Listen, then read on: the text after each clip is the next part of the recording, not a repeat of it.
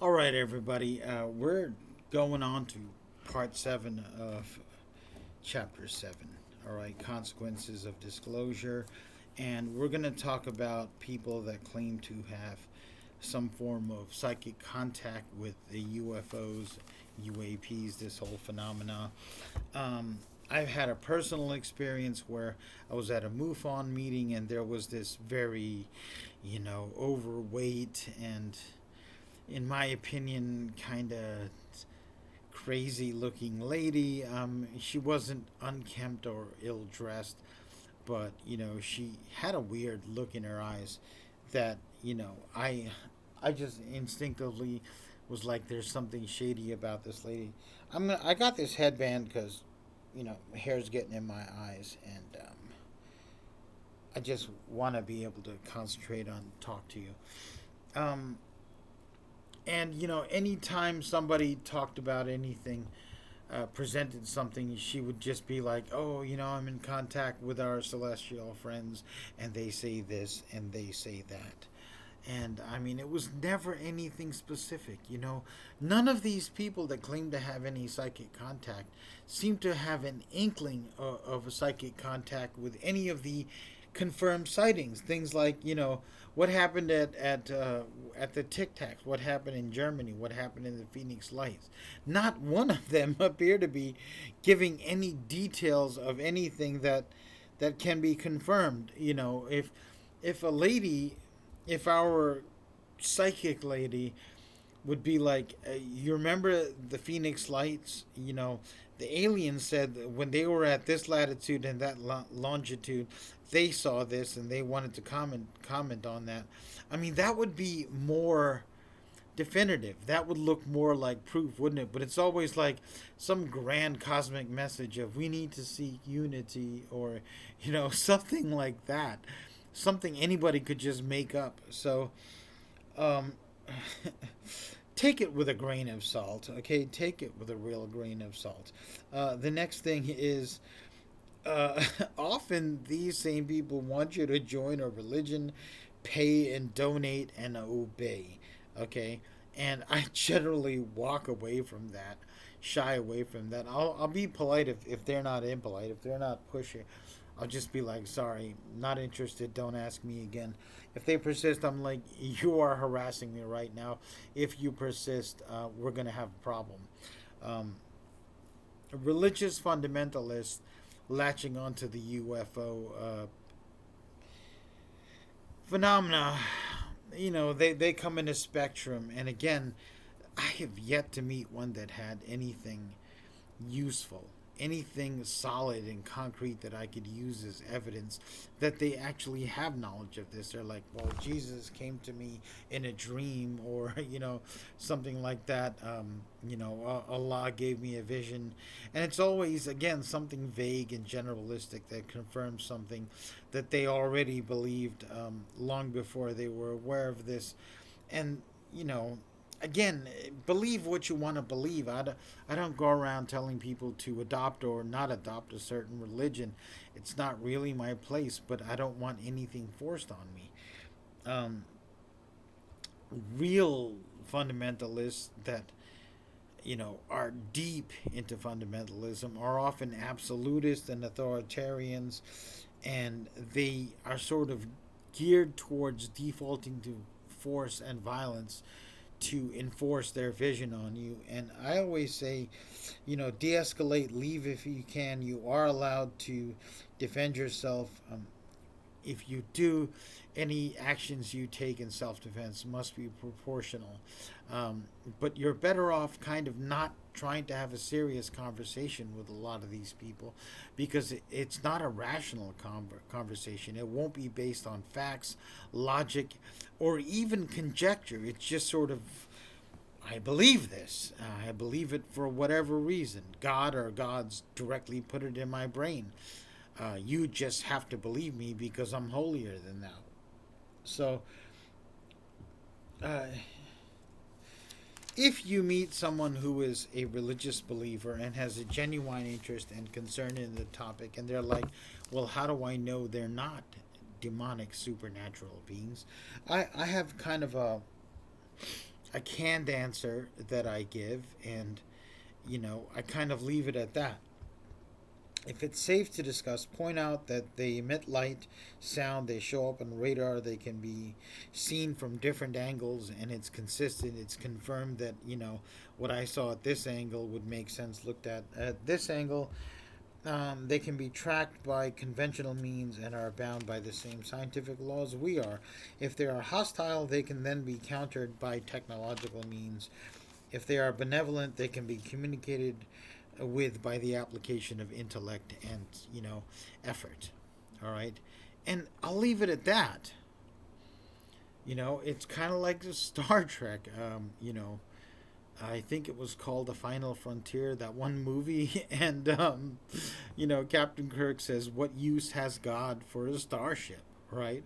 What would God need with bullets, ships, cars, technology? A god or gods would have godlike superpowers. They'd have, in essence, what could be called magic, okay?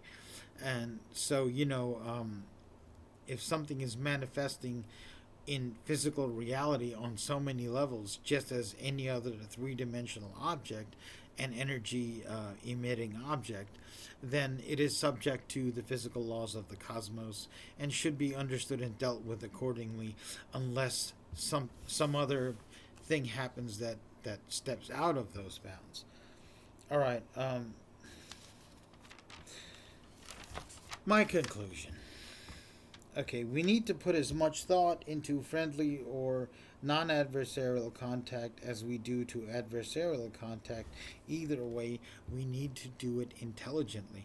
Folks, if disclosure happens and we know for sure that what's going on in our skies and our seas and our land, and I mean that as a planet, not just this country, okay? If we know that it's happening, and we have definite information on what it is, we have to act.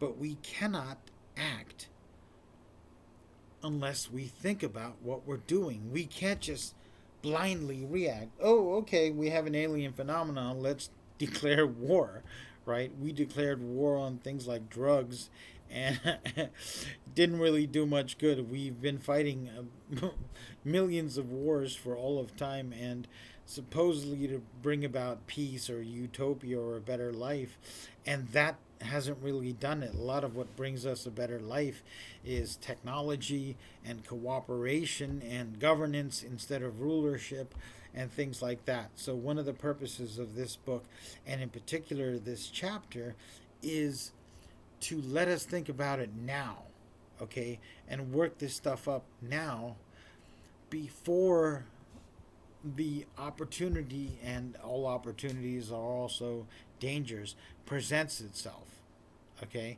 Better that we run through scenarios and we talk to people and come up with plans and counter plans and have that as a reference point when the actual knowledge becomes known, if it does become known. And we also have to if there is something that can prove definitively, and it's hard to prove that something doesn't absolutely exist and never has and never will, okay? It's kind of easier to prove that something is real. Like I have a lot of proof this desk exists, all right? But it's hard for me to prove that there's a theoretical desk in another country and it's made of, something like adamantium. It's hard for me to prove that it doesn't exist because I have to go there and get a lot of information, and it has to be like very solid. All right. That's another reason why I keep saying this. We need to think about this topic. We need to study it. We need to talk amongst each other, talk to other people, try to have rational conversations, not fanatical arguments about this. And, Freedom of Information Acts requests are something civilians can do. Talking to elected officials, talking to family and friends, and trying to figure out who you can talk to, who you can network with on this topic, okay? Because if it's real, it's not just important, it's freakishly important. If it's real and there's dangers, it's not a slight danger, it's an existential danger.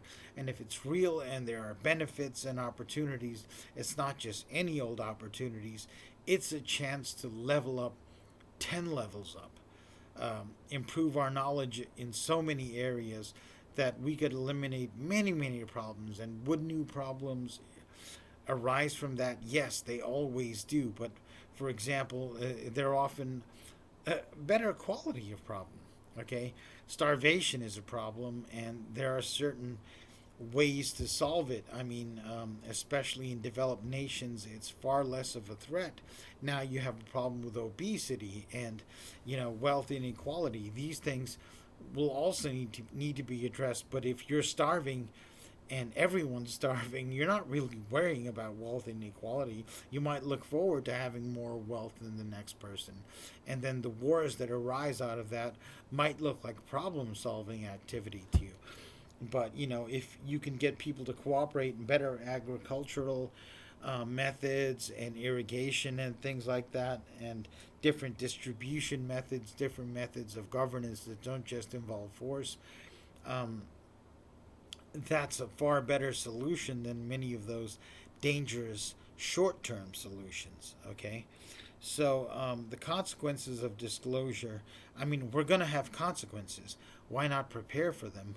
Why not think about them and develop contingencies so that when it happens, we have options, and hopefully we can pick and choose amongst the best options and have the best result.